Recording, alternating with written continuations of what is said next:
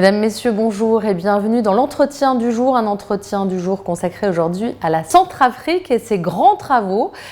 Pour en parler, nous recevons aujourd'hui le ministre de la Coordination des grands travaux, Pascal Bida Koyak-Bellé. Pascal Bida Koyak-Bellé, bonsoir et merci de nous recevoir pour parler justement de ces grands travaux que vous allez mettre en œuvre très prochainement en Centrafrique avec notamment la construction d'une nouvelle capitale économique. Merci déjà d'être venu, bienvenue à Bangui, bienvenue en Centrafrique. Et donc effectivement, le président de la République porte de grandes ambitions de transformation du pays, de tout l'écosystème en fait centrafricain, pour pouvoir justement donner lieu à une nouvelle dynamique de développement économique, politique et social, bien sûr, et ce pour le bonheur du plus grand nombre. Et donc de ce fait-là, nous avons hérité d'infrastructures vétustes pour beaucoup datant de l'époque coloniale. Donc il est question de pouvoir tout repenser dans une projection, je dirais, futuriste, et de manière à ce qu'on puisse offrir des infrastructures je dirais, adapté au développement économique, au développement social et je dirais au développement du monde en fonction de l'évolution des enjeux. Aujourd'hui, les enjeux économiques s'articulent autour des nouvelles technologies. Il faut beaucoup plus d'espace, contrairement à l'époque. Et donc, il faut repenser cela et structurer les choses de manière à ce que les différents acteurs d'aujourd'hui et de demain puissent s'épanouir dans un cadre des plus, je dirais, clément qui soit et agréable qui soit. Est-ce que ça veut dire que vous voulez complètement restructurer Bangui, c'est-à-dire peut-être vous allez garder les routes, mais vous allez détruire les monuments qui sont l'héritage de Bokassa, par exemple? Bon, je pense que pour ce qui est des monuments, ça c'est un détail, il y a plein de monuments aussi à construire pour pouvoir honorer les dignes fils de l'Afrique, c'est vrai, mais au-delà des monuments, il y a, je dirais, toute la structuration des infrastructures. Il nous faut des routes beaucoup plus larges. Il nous faut justement... Nous avons de l'espace, donc il faut occuper cet espace pour que les différents acteurs puissent s'y épanouir, respirer le développement. Et donc, de ce fait-là, il est question de pouvoir réaménager effectivement les différents espaces. Aujourd'hui, il y a eu... Bangui a été assez bien structuré, mais a été conçu pour 300 000 habitants. Aujourd'hui, nous sommes à 1 500 000 habitants. Demain, nous serons à peu près 3 millions, 5 millions, voire 10 millions. Et donc, il va falloir déjà anticiper là-dessus et structurer la ville de Bangui et la mégapole, en fait, de Bangui, en tenant compte, effectivement, de ces enjeux, de ces paramètres. Parce que la dynamique de développement que le président Touadéra est en train d'insuffler, je dirais, nous amènera, effectivement, à pouvoir développer le pays. Cela sera de nature à attirer énormément de monde qui voudront profiter de ce miracle économique qui est en train d'être initié par le président Touadéra. Et donc, de ce fait-là, il faut déjà, sur le plan infrastructurel, prendre des dispositions qui s'imposent pour accueillir tous les acteurs du développement et de la révolution quantique de développement du président Touadéra. Alors, parmi ces projets, je le disais, vous avez pour projet de construire une ville toute nouvelle, à 80 km de Bangui, qui sera une nouvelle capitale économique. Ce sera la nouvelle capitale politique. Bangui sera la capitale économique. Et à 80 km de Bangui, au nord de Bangui, toujours aux abords de cette majestueuse rivière Ubangui, on implantera effectivement la nouvelle capitale. Entre Bangui 2 et l'actuelle ville de Bangui, donc la nouvelle capitale politique et la capitale économique, on va implanter ce qu'on appelle le village de l'innovation, qui est une forme de Silicon Valley, où les différents acteurs qui s'investissent dans l'innovation, dans la création de nouveaux produits, de nouveaux concepts seront invités à pouvoir effectivement s'y établir et s'épanouir. Et donc ce sera une forme de Silicon Valley avec des pôles de recherche et développement, des espaces paradisiaques dédiés justement à la recherche et développement. Et ça permettra effectivement au génie humain de pouvoir réellement se révéler dans ce cadre paradisiaque. Et comment vous allez l'appeler cette ville? Pour le moment, c'est le village de l'innovation, donc qui se situe à quelques encablures d'un village qui s'appelle Sanzimba 2, à 40 km de la ville de Bangui. Et la capitale politique? La capitale politique sera à 80 km. Mais comment vous allez l'appeler? Il appartiendra au président Touadéra de pouvoir justement, avec la population, offrir un nom à cette nouvelle capitale politique. Alors pour ce faire, vous avez des investisseurs comme Huawei, Samsung ou General Motors. Ils sont venus à vous. Comment ça s'est passé? Vous avez fait un appel d'offres? Aujourd'hui, vous savez, la République centrafricaine regorge d'un potentiel minier, je dirais, inestimable. De ce fait-là, depuis que le président a pu stabiliser les choses, surtout sur le plan sécuritaire, ça a été de nature à attirer effectivement les différents investisseurs, surtout ceux qui sont en quête de ressources stratégiques, que ce soit le lithium, que ce soit le rhodium, que ce soit le graphite et d'autres ressources. Vous savez qu'aujourd'hui, le lithium et ainsi que le graphite sont des éléments essentiels pour les batteries de nouvelle génération. Mais il se trouve que la Centrafrique regorge de d'autres ressources stratégiques qui effectivement constitueront les éléments essentiels des batteries du futur. De ce fait-là, ceci est de nature à attirer, je dirais, les acteurs majeurs de ces produits qui structurent la nouvelle révolution industrielle, et comme Samsung, comme Huawei.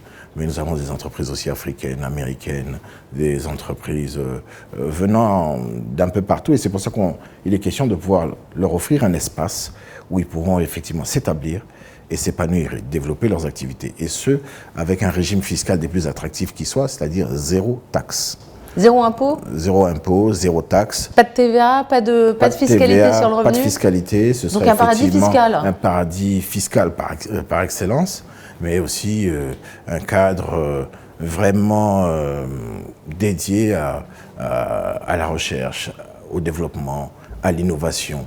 Et un cadre, le président a tenu absolument à ce que ce paradis puisse révéler le génie humain. Alors quel genre de coopération c'est? C'est-à-dire on exploite les mines et en échange on investit?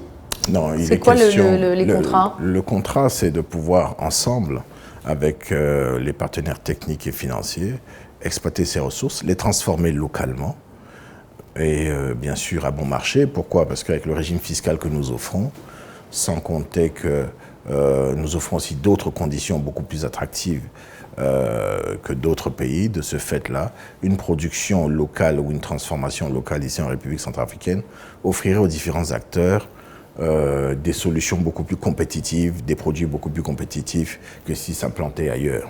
Et donc le président Touadéra a tenu à créer des conditions optimales pour permettre aux acteurs de pouvoir s'épanouir, mais surtout développer une production des plus compétitives qui soit.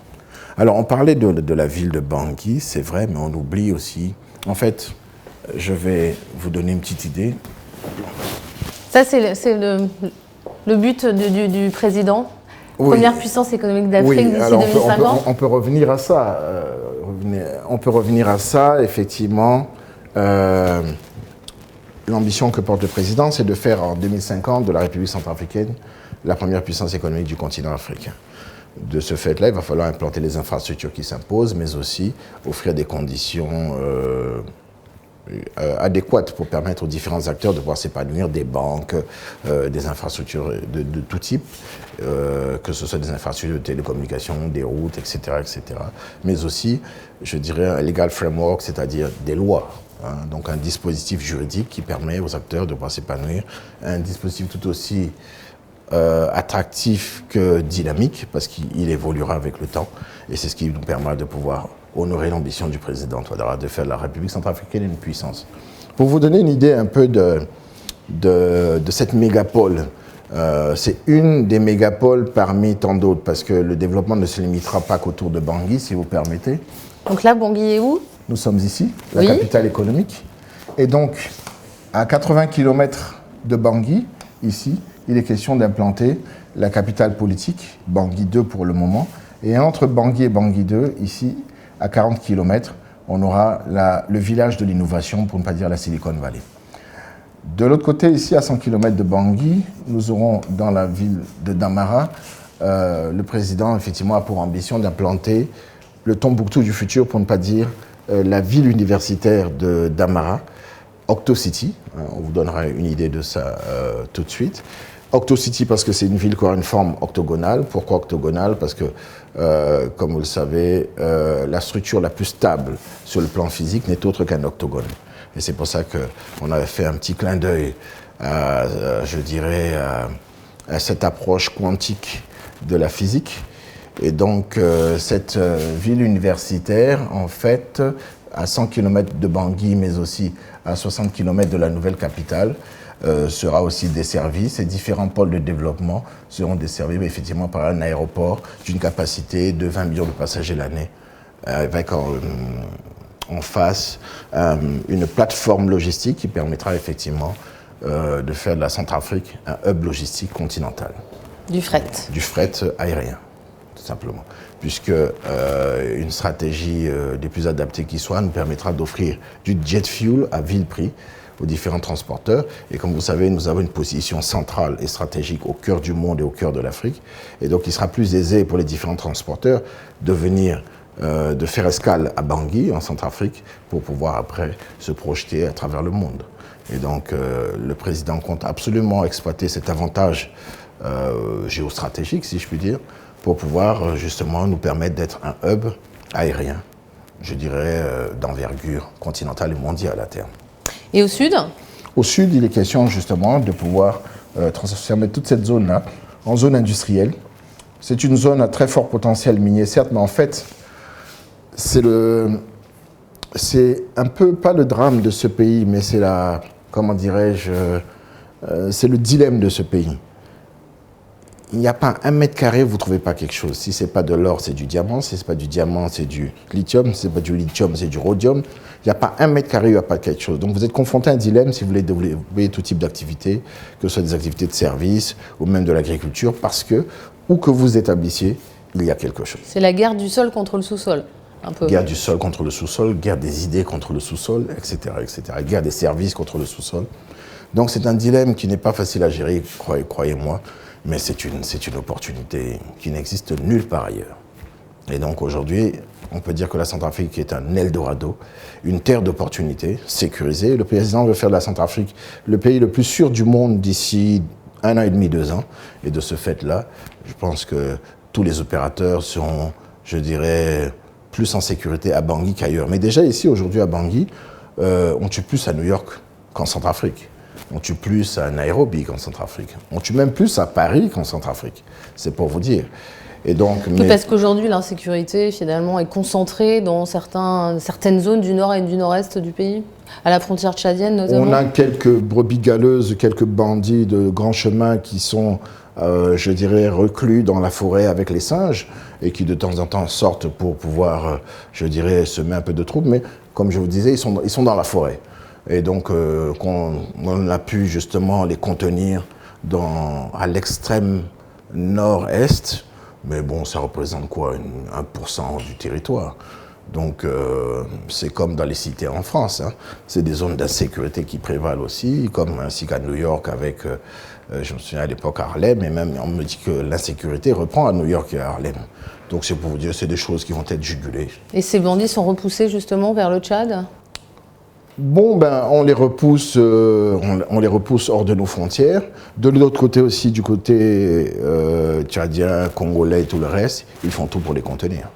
Donc, sur le plan sous-régional, il y a un plan justement pour pouvoir, je dirais, mettre ces hors-la-loi, ces terroristes en prison. Seconde chose dont vous vous occupez, c'est les crypto-monnaies. En avril 2022, vous avez Bangui a adopté comme devise nationale à côté du franc CFA le Bitcoin. Est-ce qu'aujourd'hui, on peut dire que c'est un choix aussi politique qu'économique ? C'est un choix fondamentalement économique. Économique et financier. Il s'agit de crypto-monnaies, il s'agit de crypto-actifs. Donc, fondamentalement, il est question d'économie. Sur le plan politique, oui, on peut y voir de la politique, mais fondamentalement, il s'agit d'une solution purement économique, financière et monétaire. Quel est l'avantage d'avoir le Bitcoin ou le Songancoin à côté du franc CFA ? Aujourd'hui, je pourrais vous poser la question, quel est l'avantage de voir aujourd'hui le Bitcoin à côté du dollar ? Quel est l'avantage de voir le Bitcoin à côté de... Mais ils ne l'ont pas pris aux États-Unis comme devise nationale. Oui, mais en attendant, ils cohabitent. Aujourd'hui, vous achetez du Bitcoin avec de l'USDT, de l'USDC. C'est une forme bâtarde de crypto-monnaie de l'État américain. Aujourd'hui, vous avez l'EUR-C. L'EUR-C, c'est une forme de crypto-monnaie hybride de l'Europe. Et donc, ces monnaies, que ce soit l'euro, que ce soit l'EUR-C, l'USDT et d'autres monnaies, cohabitent avec le Bitcoin ou d'autres crypto-monnaies. Ça ne pose pas de problème ailleurs. Pourquoi ça poserait problème en Centrafrique et avec le franc CFA? Et donc, de ce fait-là, aujourd'hui, pour nous, c'est un faux débat. Ça ne pose pas de problème en soi. Il n'y a pas de problème de cohabitation qui devrait se poser. Aujourd'hui, dans la zone franc, les gens utilisent de la crypto, utilisent du Bitcoin, utilisent d'autres types de crypto. Il n'y a pas que le Bitcoin, de l'Ethereum et tout le reste. C'est pas... Je pense qu'aujourd'hui, les gens n'ont pas pris la peine de comprendre ce que c'est que la crypto-monnaie. Crypto-monnaie n'est autre qu'une monnaie, tout simplement. Sauf que elle est fondée sur une technologie qui a évolué. En gros, c'est comme si on passait de la pièce de monnaie de l'époque au billet et ensuite à la carte de crédit. Et ensuite, vous savez qu'aujourd'hui, on paye en Europe et dans le monde avec son téléphone. Sauf qu'elle n'est pas régulée de la même manière qu'une devise classique.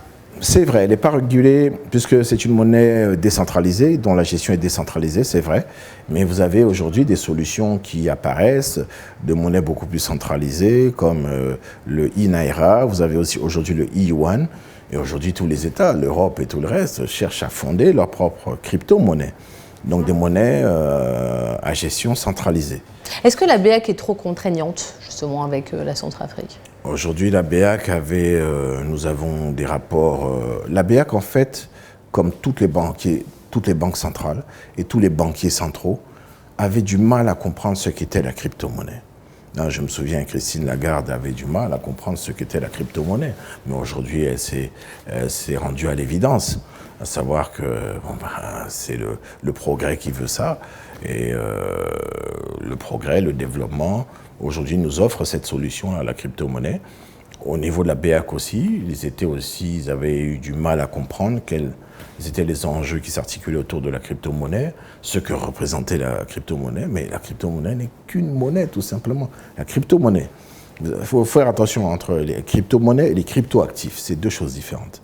Vous avez donc la monnaie et vous avez les produits. Et les actifs sont plus des produits. Mais bref, c'est un autre débat beaucoup plus technique, mais c'est pour vous dire que il y avait un problème de compréhension du concept de la crypto. Et aujourd'hui, je pense qu'ils ont fait beaucoup d'efforts pour comprendre ce qu'est la crypto. Et nous allons être surpris. Et en bonne intelligence aujourd'hui, tout est entrepris pour qu'on puisse justement avancer très vite sur la question. Le dernier conseil des ministres de la CEMAC s'est réuni à justement insister pour que la Banque centrale puisse réguler cette activité et puisse justement intégrer le logiciel crypto. Monsieur le ministre, merci pour cette interview. Merci d'avoir été avec nous. L'entretien du jour s'est terminé pour aujourd'hui, mais restez avec nous, le programme continue sur Télé Sud.